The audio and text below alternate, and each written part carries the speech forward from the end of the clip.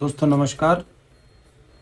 Doctor Durgesh पाठक homeopathic academy में मैं आप सभी का स्वागत करता हूं। दोस्तों आज का जो हम ऑनलाइन लेक्चर ले रहे हैं, जो हमारी ऑनलाइन क्लास है, वो है how to collect mental symptoms from the patient. जो भी न्यू बिगनर होम्योपैथ होता है उसको हमेशा मरीज के मेंटल सिम्टम्स कलेक्ट करने में प्रॉब्लम आती है।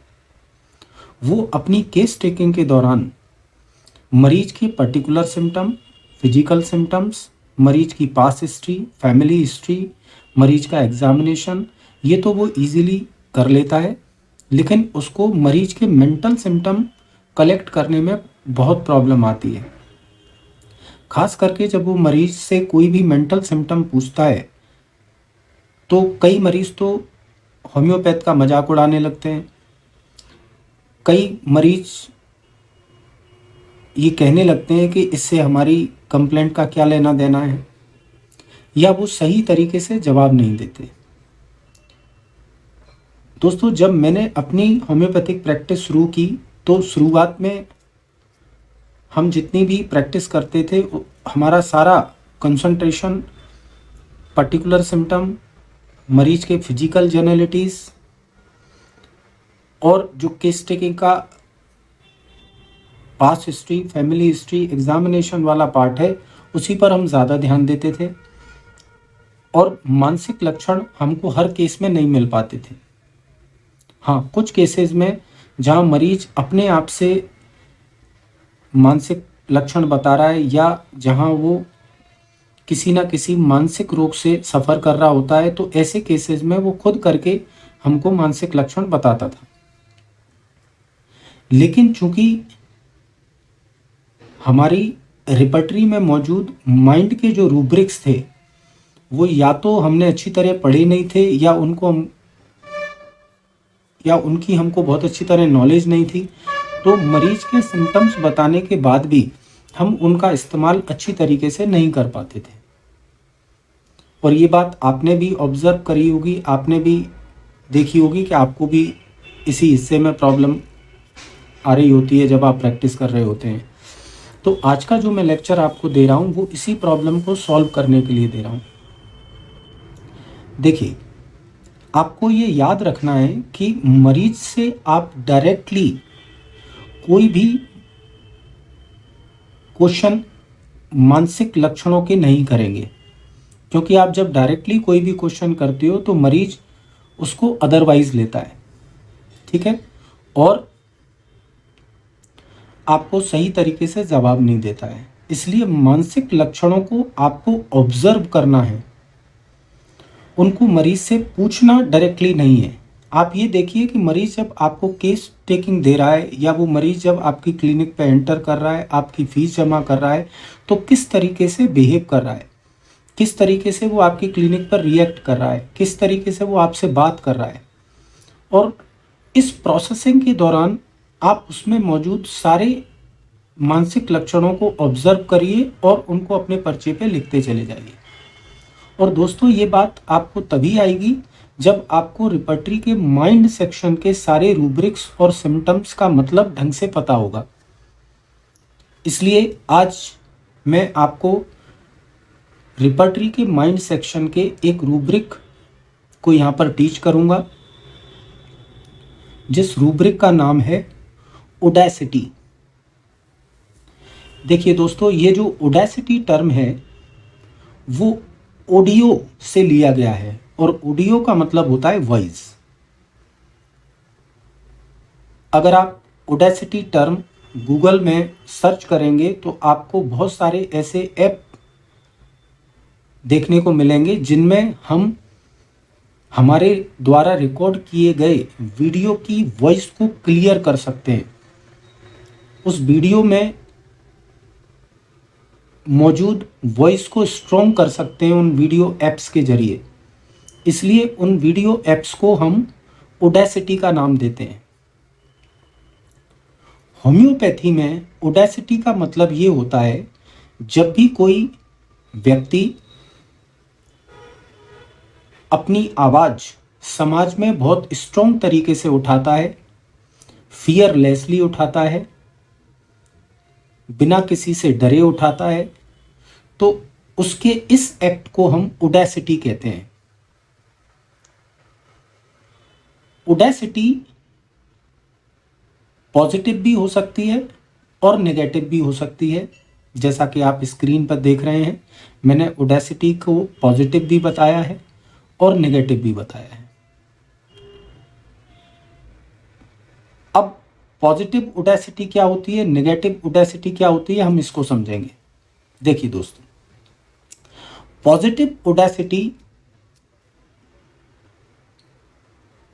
वो एक्ट है जब कोई व्यक्ति कोई भी फियरलेस एक्ट करता है, डियरिंग दिखाता है, लेकिन अपने आप को बचा के, without the risk of himself, then it is positive audacity. और जब कोई व्यक्ति कोई भी अपनी आवाज बुलंद करता है, फियरलेसनेस दिखाता है, डेयरिंग दिखाता है, और उसमें वो ये बिल्कुल भी सोचता नहीं है कि उसका क्या डैमेज होगा, क्या प्रभाव होगा, वो किसी से भी लड़ जाता है चाहे उसकी वजह से उसका नुकसान हो, तो इसको हम नेगेटिव ऑडेसिटी कहेंगे। मतलब positive audacity is the audacity in which patient act without the risk of himself, but in negative audacity patient react or act with the risk of himself। तो पॉजिटिव ऑडेसिटी में आप देख सकते हैं मैंने mark किया हुआ है विदाउट रिस्क ऑफ हिमसेल्फ, इस बात का ध्यान रखेंगे। और नेगेटिव ऑडेसिटी में जैसा कि मैंने मार्क किया है with the risk of himself. दूसरा जो हमारा क्राइटेरिया है, जिस क्राइटेरिया पर हम ये डिसाइड करेंगे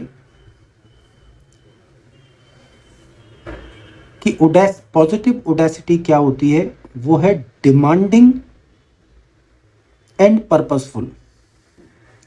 डिमांडिंग एंड पर्पसफुल का मतलब होता है कि अगर किसी की डेयरिंग एक्ट ऐसी जगह हो रही है जहां उसकी डिमांड है या जिसका कोई पर्पस है, जैसे अगर आपके सामने कोई शेर आ जाता है, कोई सांप आ जाता है जिससे आपको डर है कि ये हमारे लिए लाइफ के लिए डेंजर है, और ऐसे टाइम अगर हम उस सांप को मारते हैं या किसी तरीके से उस शेर से लड़ते हैं, तो वो डिमांडिंग एंड पर्पसफुल होगा।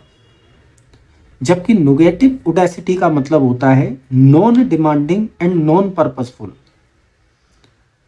जहां आपको आवश्यकता नहीं है डेयरिंग की, आप वहां भी डेयरिंग दिखा रहे हैं। जहां कोई पर्पस नहीं है वहां भी आप डेयरिंग दिखा रहे हैं, वहां भी ऑडेसिटी दिखा रहे हैं। That is non demanding and not purposeful. तो अगर तो वो डिमांडिंग है तो वो पॉजिटिव है, मतलब सिचुएशनली। अगर वो नॉन डिमांडिंग है तो फिर वो नेगेटिव ऑडेसिटी कहलाएगी। एक और क्राइटेरिया होता है पॉजिटिव ऑडेसिटी को जानने का कि अगर कहीं डिमांडिंगली अगर हम ऑडेसिटी कर रहे हैं, वो भी कंडीशन से प्रोपोर्शनल होना चाहिए। अगर आपकी ऑडेसिटी कंडीशन के साथ प्रोपोर्शनल है तो वो पॉजिटिव ऑडेसिटी कहलाएगी। मतलब जहां जितनी डेयरिंग दिखाना है आप उतनी ही डेयरिंग दिखाओ। डेयरिंग आउट ऑफ प्रोपोर्शन नहीं होना चाहिए। जितनी आपको कंडीशन डिमांड कर रही है, जितनी डेयरिंग की, आप उतने ही प्रोपोर्शनेटली डेयरिंग दिखाएं। अगर किसी व्यक्ति के अंदर इस बात का सेंस है कि मुझे कितनी डेयरिंग किन कंडीशन में दिखानी है, तो वो पॉजिटिव ऑडेसिटी का बंदा है। लेकिन जब कोई व्यक्ति किसी कंडीशन में जितनी ज़्यादा डेयरिंग की ज़रूरत है उससे ज़्यादा डियरिंग दिखा रहा है, अननेसेसरी डियरिंग दिखा रहा है, तो हम उसको out of proportional to the condition कहेंगे, और इस प्रकार की डियरिंग नेगेटिव डियरिंग होगी।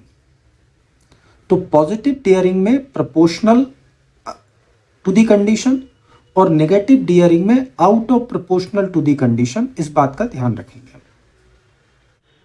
एक और भी तरीका है पॉजिटिव ओडेसिटी को समझने का। जो भी पॉजिटिव ओडेसिटी का बंदा होगा वो कभी भी सोसाइटी के रूल को वायोलेट नहीं करेगा और अपनी डियरिंग या अपनी ओडेसिटी को हाइड नहीं करेगा, तब हम उसको पॉजिटिव ओडेसिटी कहेंगे। जैसे मान लीजिए आप सोसाइटी में किसी चीज़ के लिए लड़ रहे हैं, आप सरकार से लड़ रहे हैं, आप एनार्किस्ट हैं। अगर सरकार कोई गलत तरीके का रूल आपके ऊपर लगा रही है, जैसे अभी किसान आंदोलन चल रहा है, तो उसमें जो किसान विरोध कर रहे हैं उसमें वो किसी सोसाइटी के रूल को वायोलेट नहीं कर रहे, उसको हाइड नहीं कर रहे। क्यों नहीं कर रहे हैं? क्योंकि वो रूल्स एंड रेगुलेशन के तहत सरकार का विरोध कर रहे हैं। तो जब भी हम कोई भी डेयरिंग दिखाते हैं जिसमें हम सोसाइटी को कोई नुकसान नहीं पहुंचा रहे और हम अपनी इस डेयरिंग को हाइड भी नहीं कर रहे, तो ये एक पॉजिटिव ओडेसिटी कहलाएगी।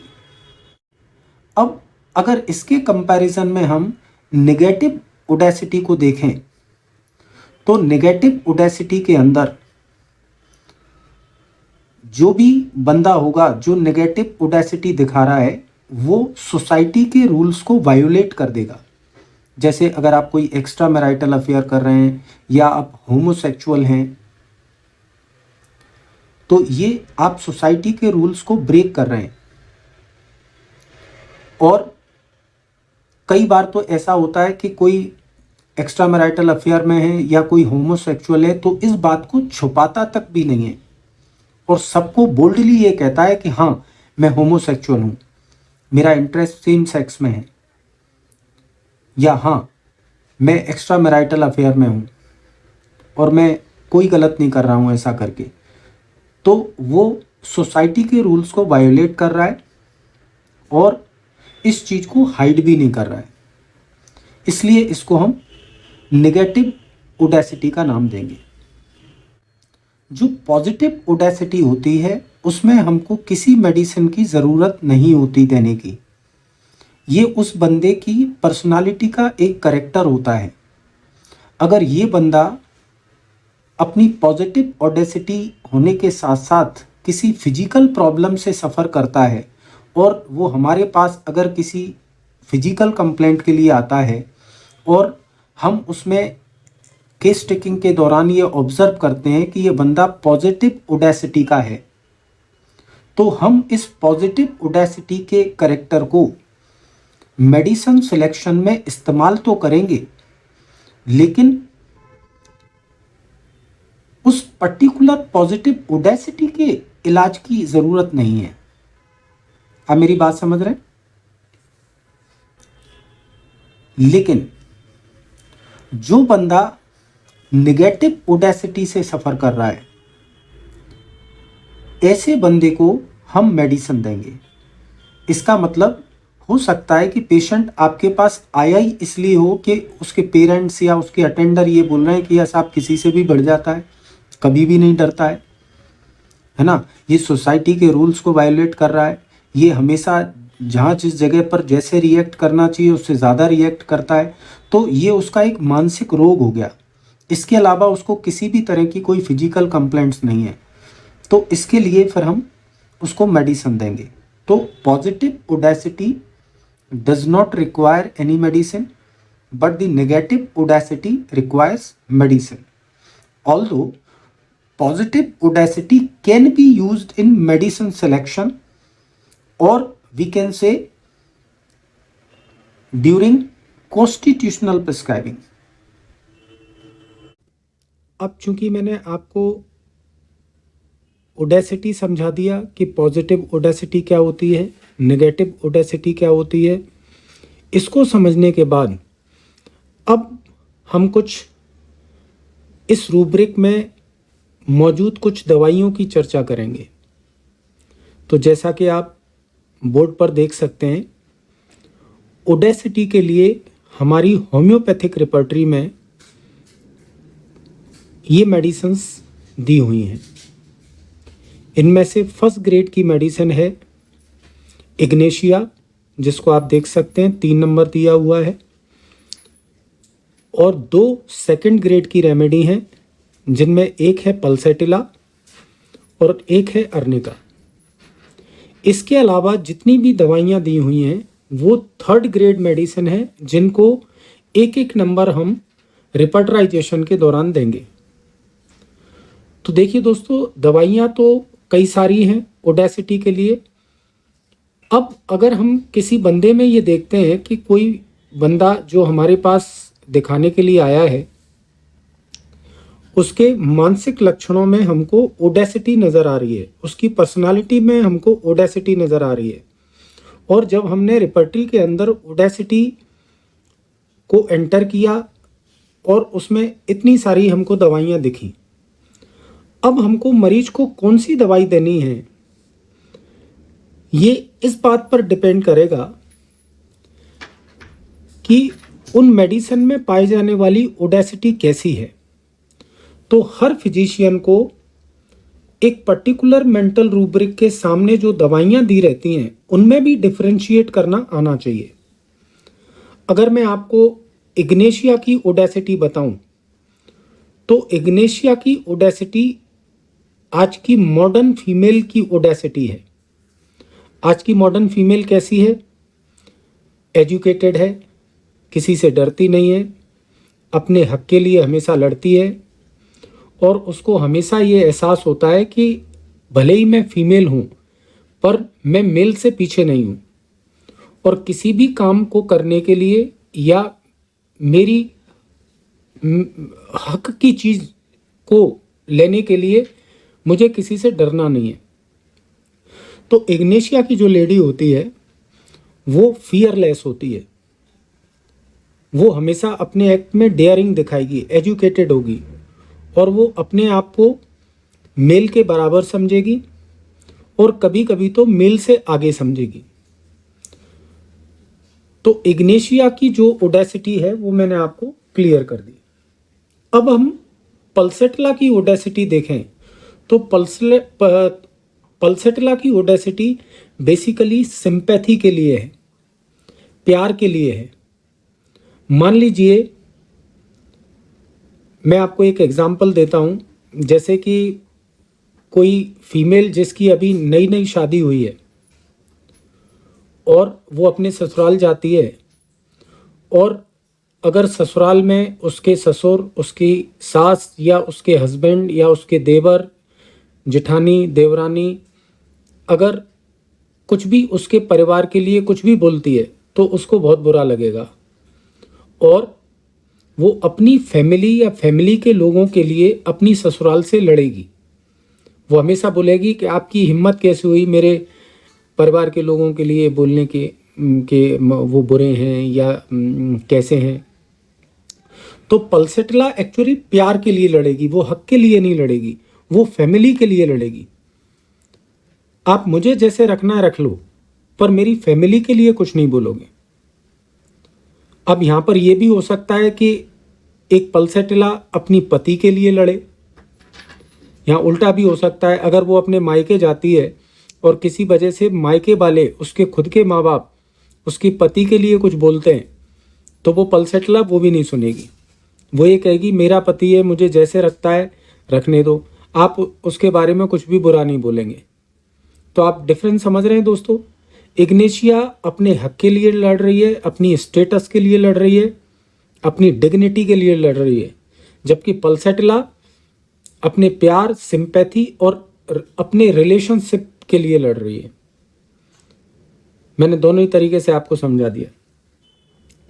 अब अगर हम अर्निका की ओडेसिटी की बात करें तो आप सब जानते हैं arnica is a very good remedy for injury. Arnica का जो मरीज होता है वो भी ओडेसिटी के लिए जाना जाता है। वो एडवेंचरस होता है और इस एडवेंचर के कारण कई बार, इस ओडेसिटी के कारण कई बार उसको इंजरी हो जाती है और इंजरी होने के बाद अर्निका काम आती है। फिर वो चाहे फिजिकल इंजरी हो या मेंटल इंजरी हो, किसी भी तरह की इंजरी हो, पर ये इंजरी ओडेसिटी के बाद हुई है उसको। जैसे मान लीजिए कोई भी व्यक्ति किसी से डरता नहीं है, कभी भी लड़ जाता है, अब उसमें वो खुद भी पिटाई खाएगा या खुद भी उसको डैमेज होगा, खुद को भी चोटें लगेंगी। तो आप जानते हैं arnica is a very good remedy for contusions. तो जब कोई पेशेंट ओडेसिटी दिखा के इंजर्ड होता है तो हम उसमें अर्निका सोच सकते हैं। ठीक है, एक और एग्जांपल मैं आपको अर्निका का यहाँ पे देख सकता हूँ। मान लीजिए कोई पेशेंट आपके पास मैलिग्नेंट हाइपरटेंशन के लिए आता है, मतलब उसका blood pressure, systolic blood pressure 240 से ऊपर है और उसका डायस्टोलिक ब्लड प्रेशर 140 के ऊपर है। तो आप ऐसे पेशेंट को क्या बोलेंगे कि भाई अपनी एंटी हाइपरटेंसिव मेडिसिन वो रेगुलर ले, नहीं तो कभी भी उसकी सेरेब्रल आर्टरी रप्चर हो जाएगी, इंजर्ड हो जाएगी और उसके ब्रेन में खून का थक्का जम जाएगा, हेमरेज क्लॉट बन जाएगा, ब्लड क्लॉट बन जाएगा। दोस्तों, मैंने कई ऐसे पेशेंट्स मेरी क्लिनिक पर देखे हैं जिनका इतना हाई ब्लड प्रेशर होने पर भी जब हम उनको समझाते हैं कि भाई आप अपने ब्लड प्रेशर को नॉर्मल रखिए वरना आपको सेरेब्रल एपोप्लेक्सी हो जाएगी, आपको ब्लड क्लॉट जमा हो जाएगा, इसके बाद भी वो डरते नहीं हैं और वो एंटी हाइपरटेंसिव नहीं लेते। और आप देखिए ऐसे लोगों को कुछ दिनों बाद सेरेब्रल जो आर्टरीज हैं उनमें इंजर्ड हो जाते हैं, वो रप्चर हो जाती है और उनको ब्लड क्लॉट जम जाता है, उनका शरीर पैरालाइज्ड हो जाता है। ऐसे केस में हम अर्निका का चुनाव कर सकते हैं। तो अर्निका की ओडेसिटी कैसी है वो मैंने आपको क्लियर करी, पल्सेटला की ओडेसिटी कैसी है वो भी मैंने आपको बताया, इग्नेशिया की ओडेसिटी कैसी है मैंने आपको वो भी बताया। अब बहुत सारी मेडिसिन है जो 3rd ग्रेड में है ओडेसिटी के लिए, सबकी ओडेसिटी अलग अलग प्रकार की है। इसमें एक और इंटरेस्टिंग मेडिसिन जैसा कि आपको दिख रही है स्टेफिसेग्रिया। स्टेफिसेग्रिया की जो ओडेसिटी है वो भी बड़ी इंटरेस्टिंग है। इसके लिए मैं एग्जांपल दूंगा आपको। मान लीजिए किसी फीमेल की शादी हुई, वो अपने ससुराल में रह रही है, उसके माँ बाप सोच रहे हैं मेरी बच्ची अच्छी तरह रह रही है, उसको किसी तरह की कोई समस्या नहीं है। 5 साल बाद 6 साल बाद शादी के अचानक एक दिन लड़की का फ़ोन आता है कि मैं परेशान हो रही हूँ, आप ज़रा एक बार ही आ जाइए। अब आप ससुराल जाते हैं, उसके बात करते हैं तो मालूम पड़ता है कि आपकी लड़की उन 6-7 साल से बहुत परेशान थी, उसको ससुराल वाले पीट रहे थे, मार रहे थे, उसको टॉर्चर कर रहे थे, लेकिन अभी तक उसने अपना मुंह नहीं खोला। तो उसके माँ बाप उससे पूछेंगे बेटा अगर तेरे को इतनी सारी परेशानी थी तो तूने अभी तक कहा क्यों नहीं। तो अगर वो लड़की स्टेफिसेग्रिया है तो वो क्या जवाब देगी, पापा मैंने अभी तक इसलिए नहीं बोला, मैं सहती रही कि अगर मैं इनका विरोध करती हूँ, इनसे लड़ती हूँ तो आपकी बदनामी होगी, इनकी बदनामी होगी, मेरी बदनामी होगी, लोग कहेंगे देखो कैसा परिवार है, कैसे लोग हैं आपस में लड़ रहे हैं, कैसी बातें कर रहे हैं। तो स्टेफिसेग्रिया अपनी इज्जत बचाने के लिए अपने एंगर को भी सप्रेस कर लेगा, अपने इमोशंस को भी सप्रेस कर लेगा। उसने वो अपने इमोशन 6-7 साल तक बाहर नहीं आने दिए और ओडेसिटी दिखाकर वो अपने ससुराल वालों से लड़ती रही। तो आप देखिए यहाँ पर स्टेफिसेग्रिया की ओडेसिटी अलग प्रकार की है, पल्सेटला की ओडेसिटी अलग प्रकार की है। अगर आप इसमें एक और रेमेडी दी हुई है प्लेटिना। प्लेटिना बहुत सेक्सुअल नेचर की लेडी होती है, जैसे मैंने अभी आपको होमोसेक्सुअलिटी का उदाहरण दिया। तो हो सकता है कि पल्सेटिला सेक्सुअल मैटर पर अपनी ओडेसिटी दिखा रही हो। तो जब आप ओडेसिटी समझ जाएं और किसी मरीज में ये सिम्टम ले लेते हैं ओडेसिटी का, और उसमें जब आप ये दवाइयाँ देखते हैं तो इन दवाइयों को भी आपको मटेरिया मेडिका की नॉलेज से डिफरेंशिएट करके और फिर पेशेंट को प्रिस्क्राइब करनी है। ठीक है, अब हम बात करते हैं क्रॉस रेफरेंस की। रिपर्टरी में जितने भी रूब्रिक्स होते हैं उनके साथ में नीचे क्रॉस रेफरेंसेस दिए होते हैं। ये क्रॉस रेफरेंसेस क्या होते हैं? आपने जो भी मेंटल रूब्रिक का चुनाव किया है पेशेंट के अंदर और जो भी मेंटल रूब्रिक निकाले हैं उनके नीचे जो कुछ और रूब्रिक्स भी दिए रहते हैं जो उससे मिलते जुलते हैं। रिपर्टरी में क्रॉस रेफरेंस का मतलब ये होता है कि ऑथर आपसे ये कहना चाह रहा है कि आपने जो भी मेंटल रूब्रिक मरीज का लिया है और रिपर्टरी में उसको देख रहे हैं, आप एक बार नीचे लिखे हुए रूब्रिक्स भी देख लें। हो सकता है कि मरीज में जो आपने ओडेसिटी लिया है उसकी जगह या उसके साथ आप इन रूब्रिक्स का इस्तेमाल भी कर सकते हैं मरीज की इस कंडीशन में। जैसे इसमें पहला रूब्रिक दिया हुआ है करेजियस। करेजियस का मतलब है कोई ऐसा बंदा जो सिचुएशनली सिचुएशन आने पर डरता नहीं है और बड़े साहस से उस स्थिति का सामना करता है, उसको हम करेजियस कहते हैं। तो चूंकि ये भी ओडेसिटी से थोड़ा सा मिलता जुलता है, हालांकि यहाँ पर बेसिकली कॉन्फिडेंस की बात की जा रही है। जो करेजियस और ओडेसिटी में जो अंतर है वो है कॉन्फिडेंस का। यहाँ पर ऐसे बंदे को आप फुल ऑफ कॉन्फिडेंस कह सकते हैं। जैसे अगर आपको अचानक किसी ने अनाउंसमेंट कर दिया कि आप मान लीजिए दर्शक हैं और कोई म्यूज़िक सुन रहे हैं, कोई प्रोग्राम अटेंड कर रहे हैं, कोई सेमिनार अटेंड कर रहे हैं, जैसे मैं आपको पढ़ा रहा हूँ, है ना, और किसी ने अनाउंस किया कि अब कोई चीज़ आप पढ़ाएंगे, तो ऐसा स्टूडेंट जो कि करेजियस होगा, अगर उसको किसी ज़बरदस्ती ऐसी स्थिति में ला दिया कि आप स्टेज पे आइए और पढ़ाइए, तो उसको जो भी थोड़ा बहुत आता होगा वो उसको वहाँ पर बोल देगा, घबराएगा नहीं। इसको हम करेजियस कहते हैं। उसी तरीके से रिपर्टरी में फियरलेसनेस भी दिया हुआ है ओडेसिटी के नीचे। फियरलेसनेस का भी वही मतलब है कि डरना नहीं। जैसे हम कहीं जू जा रहे हैं, चिड़ियाघर में जा रहे हैं और वहाँ पर हम किसी भी एनिमल के साथ खेल रहे हैं, लेकिन वहाँ पर हम फियरलेस हैं, हम डरते नहीं हैं। अपने पेट के साथ खेल रहे हैं। कुछ लोग होते हैं जो छोटी छोटी चीज़ों से डरते हैं। तो जो लोग किसी भी एनिमल में, जू में एनिमल के साथ बात करने में, उसको छेड़ने में अगर डर नहीं रहे हैं, तो हम उसको फियरलेसनेस भी कह सकते हैं। थोड़ा सा अगेन अंतर हो गया ओडेसिटी से। अब आपको कई लोगों को लग रहा होगा कि यार ये तो बिल्कुल ओडेसिटी से मिलते जुलते रूब्रिक्स हैं, तभी तो ये क्रॉस रेफरेंसेस हैं। क्रॉस रेफरेंस का मतलब ही ये होता है कि ओडेसिटी से क्लोजली रिलेटेड। क्रॉस रेफरेंस का मतलब ही यही होता है कि आपने जो रूब्रिक लिया है, जैसे इस केस में हमने ओडेसिटी लिया है, उससे जो क्लोज रिलेटेड रूब्रिक्स हैं उनको भी वो वहां पर लिख रहे हैं। आप चाहें तो इनका भी चुनाव कर सकते हैं ओडेसिटी के प्लेस पर, या फिर ओडेसिटी के साथ साथ आप इनकी मेडिसिन भी इंक्लूड कर सकते हैं उस सिचुएशन में। दोनों एंटर कर सकते हैं आप अपने रिपर्टराइजेशन में। जैसे नीचे दिया हुआ है हाई स्पिरिटेड।